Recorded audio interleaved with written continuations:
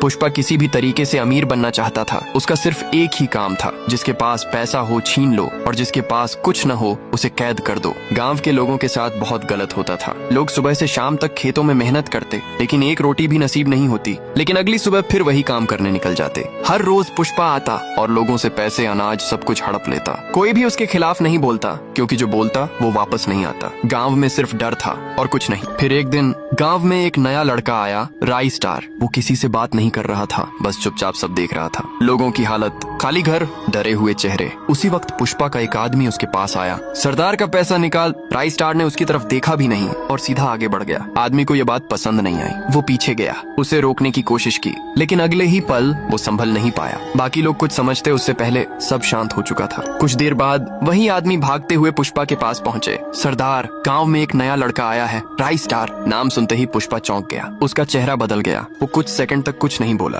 फिर धीरे से बोला, वो यहाँ कैसे पहुँच गया? उसकी आवाज में गुस्सा नहीं, कुछ और था। उधर राई स्टार गांव के बीच खड़ा था। उसने सबको देखा और बोला, आज से कोई पुष्पा को पैसा नहीं देगा। गांव वाले डर गए, कोई आगे नहीं आया। लेकिन इस बार किसी ने पैसा नहीं दिया। पूरे गांव में पहली बार पुष्पा को कुछ नहीं मिला। अगले दिन पुष्पा के आदमी पहले से ज्यादा गुस्से में आए। उन्होंने चिल्लाकर बोला, आज कोई नहीं बचेगा, सब पैसा निकालो। लेकिन इस बार कोई आगे नहीं आया। पूरा गांव चुप खड़ा था। तभी राई स्टार सामने आया। कहा ना, आज से कोई पैसा नहीं देगा। आदमी उसके पास आए। कुछ देर तक वहाँ खामोशी रही, फिर वो वापस मुड़ गए। वो सीधे पुष्पा के पास पहुँचे। सरदार, आज भी किसी ने कुछ नहीं दिया। पुष्पा ने गुस्से में पूछा, कितने आदमी थे? सरदार, एक। कुछ सेकंड की खामोशी। फिर पुष्पा हल्का सा हंसा। उसकी आंखें ठंडी हो गईं और वो बोला, वो एक नहीं, दो है।